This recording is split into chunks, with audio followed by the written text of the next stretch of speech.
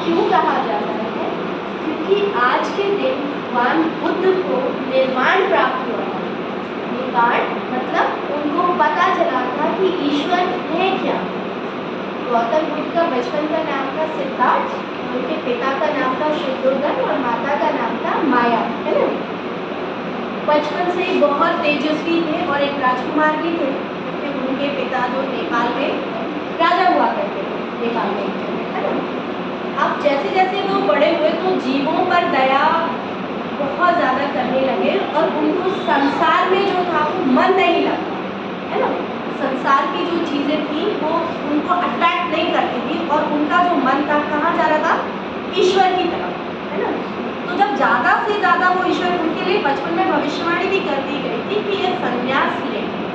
अब वो क्या घर छोड़ के निकल गए। जब उनका बेटा राहुल 6 साल का था तो वो निकल के चले गए और पत्नी को ये पहले से पता था कि ये चले जाएंगे, है ना।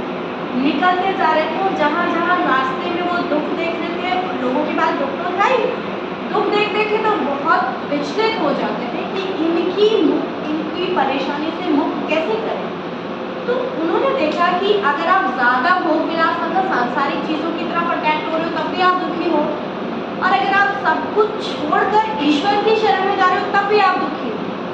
तो उन्होंने क्या मार्ग अपनाया? मध्यम मार्ग, कि संसार में रह के भी ईश्वर की भक्ति की जा सकती है और संसार से विरक्ति चाहिए तो वो भी आपकी चॉइस है ना। फिर ये ऐसे चीज़ों में अलग अलग चीज़ें थी, उनको करते करते चले गए। तो वो फिर एक वृक्ष के नीचे बैठ गए।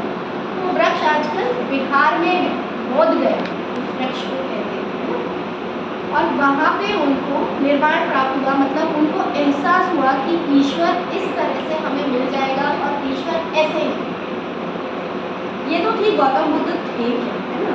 अब गौतम बुद्ध के बारे में एक फेमस चीज़ है कि वो अपने शत्रु से लड़े बिना ही उसको हरा देते और उसको अपनी तरफ ला लेते थे। युद्ध से लड़े तो क्या लड़े, युद्ध से तो कोई भी लड़ सकता है, हमारे जवान लड़ते हैं, है ना। लेकिन अगर जो ईश्वर की भक्ति में लग गया उसको भी युद्ध करना पड़े तो फिर फायदा क्या। तो गौतम बुद्ध ऐसे थे। उस टाइम एक अंगुलीमाल नाम का एक, आप रावण ही कह लीजिए, क्योंकि अंगुलीमाल नाम का एक डकैत था।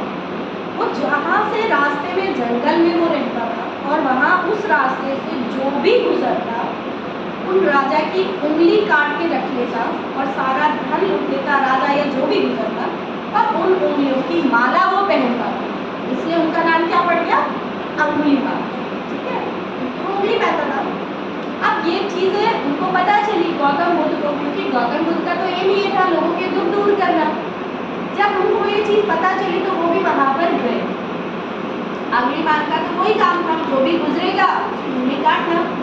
अब गौतम बुद्ध के सामने जब हो गए वो कुछ बोल नहीं पाया अंगुलीमाल, तो उन्होंने कहा तुम्हें मुझसे डर नहीं लगा? गौतम बुद्ध को he was asking to Gautam Buddha कि you are not fear to me. तो गौतम बुद्ध का आंसर क्या था कि मुझे आपसे डर नहीं लगता, क्योंकि आप तो बहुत निर्बल हो। अंगुलीमाल ने कहा कैसे मैं निर्बल हूँ? उन्होंने कहा ठीक है आप जाइए, सामने एक पेड़ था उससे पत्ते तोड़ के ले आए, ठीक है। अब वो उसने बोला, अंगुलीमाल का आंसर क्या था? इतना इजी काम, मैं अभी तोड़ के ले आता हूँ। पत्ते तोड़ के ले आया। उसके बाद गौतम बुद्ध ने कहा कि आप इन पत्तों को वापस लगा। अंगुलीमाल हंसने लगा कि क्या ऐसा पॉसिबल है? इन पत्तों को मैं वापस कैसे लगा सकता हूँ? तो गौतम बुद्ध का आंसर क्या था कि जब जो चीज़ आपने विनाश की है उसको आप वैसे नहीं बना सकते जैसे विधाता ने बनाई है, तो आप में शक्ति कहाँ है? आप तो बहुत निर्बल हैं।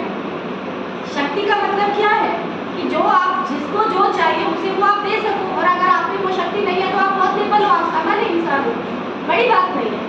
तो अंगुलीमाल जो था वो निरुत्तर हो गया। निरुत्तर मतलब उसके पास कोई आंसर ही नहीं था। क्या आंसर देगा? कोई भी पत्तों को वापस नहीं लगा सकता। तो गौतम बुद्ध ने उनको रियलाइज करवाया कि जब आपने इतने लोगों की उंगली काट दी जबकि आप एक पत्ते को भी वापस नहीं उगा सकते, तो you don't have the right to hurt anyone, कि आपको कोई राइट नहीं है किसी को भी चोट पहुंचाना, है ना। जीवों पर हमेशा दया करनी चाहिए। सभी जीव, चाहे वो कीड़े मकोड़े हो या इंसान हो, ईश्वर की संतान है और सबको इक्वल समझो, सब पर दया करो। Never hurt anyone. ये गौतम बुद्ध की टीचिंग्स थी, उनकी शिक्षाएं थी। जात पात